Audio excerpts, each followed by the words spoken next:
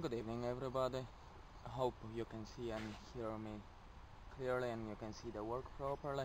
Um, Upon numerous requests and discussions on FZ6 group on Facebook, I have decided to make a wee video on how to identify faulty regulator rectifier or a faulty stator.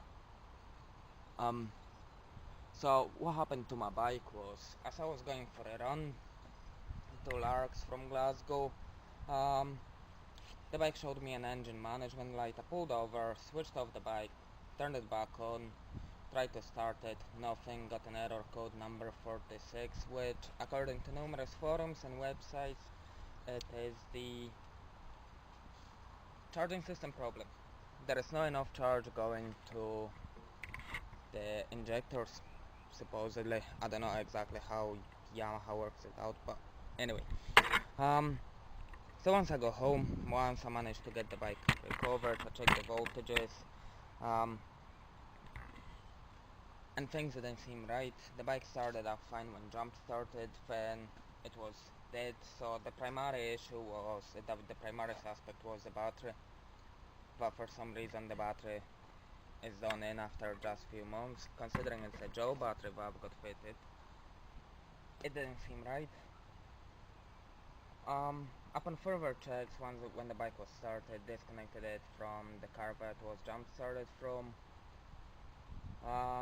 Got the bike revved up to 5,500 RPM, and there was still no charge. There was no charging going to the battery at all. The voltage was jumping between 9 and 8 volts roughly.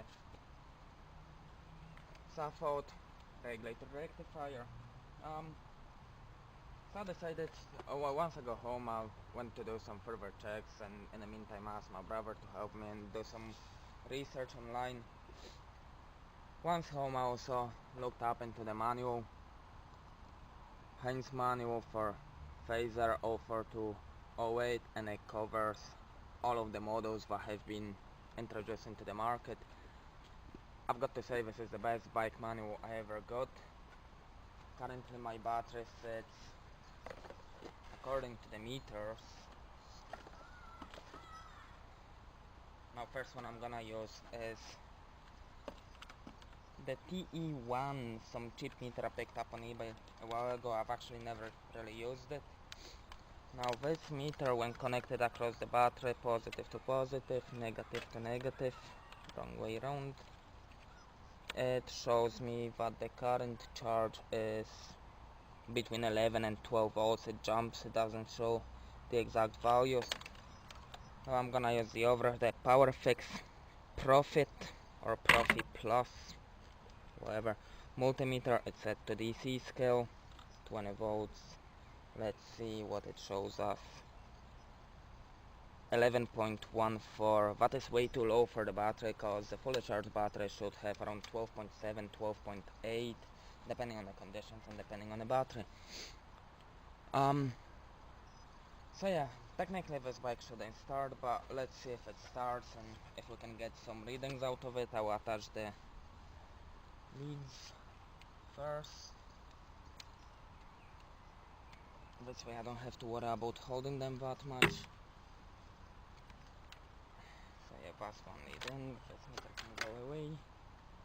Now the meter wasn't tested for accuracy, it's a cheap meter, so it's probably as accurate as using the end of your tongue to check the voltage, but it still shows you some values and they are within range, so I suppose we can use it. Let's try to start it, and obviously the bike doesn't start. Let's see, the voltage dropped to 10.9 and it's slightly rising as the battery regenerates itself. So yeah, as I was saying, the charging voltage was sitting at about 8 to 9, it was actually between 7 and 9, it was jumping up and down, but at 5.5k RPM, according to the manual, it should be around 14.1 to 14.9 volts at 5000 RPM. alternator nominal output should be about 14 volts and it produces 310 watts at 5000 RPM, and the current leakage of 1 milliamp. Okay, so the first thing I was thinking of checking was the regulator rectifier, which is located over here, right under the tank. Screwed on my bike because obviously I've been doing the work, but it roughly sits like this, so you can actually access the plugs without removing it, so you can actually test it. According to the book, Yamaha does not provide the test specification for the regulator rectifier, but we all know that it should provide above 14 volts when running at 5000 RPM and higher, which it obviously didn't, so I thought it was a suspect, but following some advice and to make sure that I'm ordering the right part and that I'm not wasting any money, I've decided to also check the stator. Now, to check the stator, we need to locate the small plug that is sitting under the tank over here. This one. It has 3 white wires going in, and from the manual, from the instruction on checking the stator, we definitely know that it is the right wire. There we go, 3 pins. Now the manual says that in order to check the resistance of the stator to identify whether the stator is faulty or not, we check the resistance between the top pin and each of the bottom side pins, and the values for the resistance from the manual are alternator stator co-resistance 0.22 to 0.3 ohms at 20 degrees centigrade. Now the bike has been sitting for a few days. Since it broke down, it wasn't started. It was the first attempt in 2 days to start it, well, in a day and a half. So I'm pretty sure it is around 20 degrees centigrade, considering the temperature outside is also quite warm. Now what I'm gonna do is switch it over to resistance to the lowest setting. Double check if it sees. Yep, there we go. Seems to work. How accurate it is, again, I have no idea. I had no accuracy check whatsoever, so I can't guarantee that it's perfectly accurate. But okay, let's check. Top, side. Trying to fiddle it in is a bit of a problem.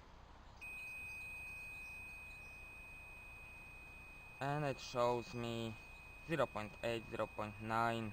When it was warmer, it was jumping up to 1.2, 1.3 ohms, which is definitely too high, so we already know that one of the coils is definitely faulty. And we are looking at 0, 1, well, same value as for the first, 0.8 to 0.9, but as I say, when I was checking it the first time, it was actually going as far as 1.2, 1.3. So yeah, the identification of the faulty component is relatively easy, doesn't require much skills, just a bit of common sense and manual. That's what I would say for anybody. If you want to make sure that your bike is properly maintained by yourself, get a manual if you don't have sufficient knowledge. They are only about 10 to 20 pounds in the UK. You can pick them up on eBay really easy, or Halford sells them for about £24.99, but they are well worth it.